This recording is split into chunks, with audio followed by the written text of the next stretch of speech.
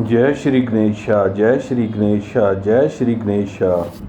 विशाख कृष्ण गणेश चतुर्थी व्रत कथा का क्या महात्म है, आपको बताते हैं।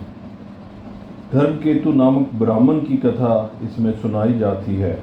पार्वती जी ने पूछा, विशाख महीने के कृष्ण पक्ष की जो संकटा नामक चतुर्थी कही गई है, उस दिन किस गणेश का किस विधि से पूजन करना चाहिए, उस दिन भोजन में क्या ग्रहण करना चाहिए।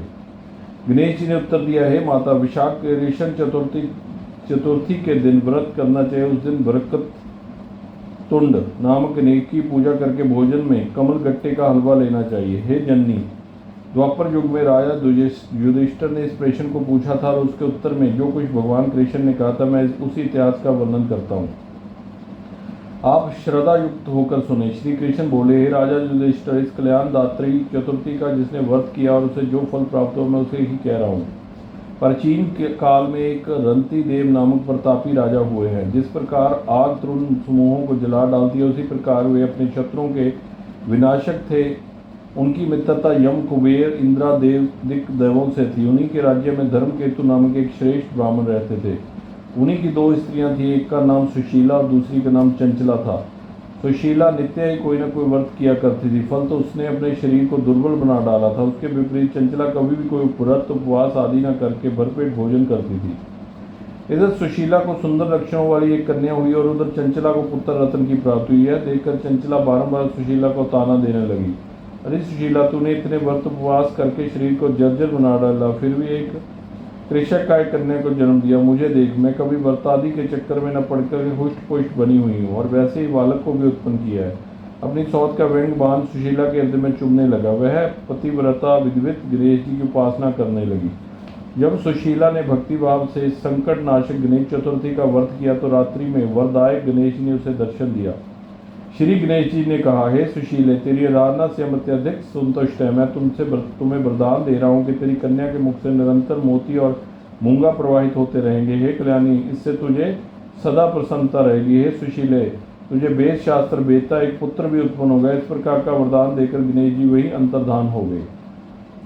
वरदान प्राप्ति के फलस्वरूप उस कन्या के मुंह से सदैव मोती और मूंगा झड़ने लगे। कुछ दिनों के बाद सुशीला को एक पुत्र उत्पन्न हुआ। तदनंतर धर्मकेतु स्वर्गवासी हो गया। उसकी मृत्यु के अंतर चंचला घर का सारा धन लेकर दूसरे घर में जाकर रहने लगी, परंतु सुशीला पति गृह में रहकर ही पुत्र और पुत्री का पालन पोषण करने लगी। उस कन्या के मुंह से मोती मूंगा गिरने के फलस्वरूप सुशीला के पास अल्प समय में ही बहुत सा धन एकत्र हो गया।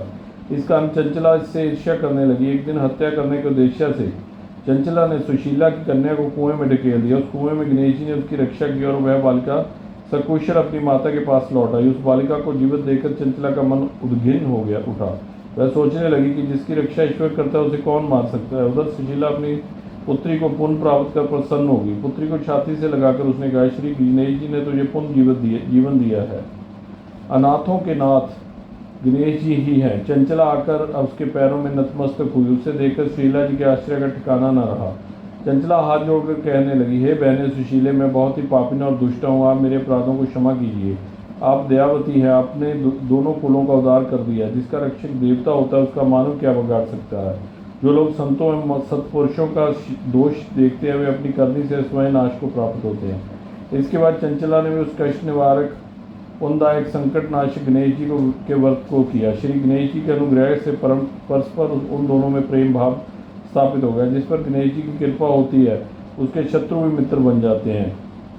सुशीला द्वारा संकट नाशन गणेश चतुर्थी व्रत किए जाने के कारण उसकी मौत चंचला का हृदय परिवर्तन हो गया। श्री गणेश जी कहते हैं कि देवी पूर्व काल का पूरा वृत्तांत आपको सुना दिया। इस लोक में इससे श्रेष्ठ विधिन विनाशक कोई दूसरा व्रत नहीं है। श्री कृष्ण जी कहते हैं, धर्मराज, आप भी विधि पूर्वक गणेश जी का व्रत कीजिए। इसके करने से आपके शत्रुओं का नाश होगा तथा अष्ट सिद्धियां और नवनिधियां आपके सामने करबद्ध होकर खड़ी हो रहेगी। हे धर्मपरायण युधिष्ठिर, आप अपने भाइयों, धर्मपत्नी और माता के साथ इस व्रत को कीजिए। इससे थोड़े समय में ही आप अपने राज्य को प्राप्त कर लेंगे। जय श्री गणेश, जय श्री गणेश, जय श्री गणेशा।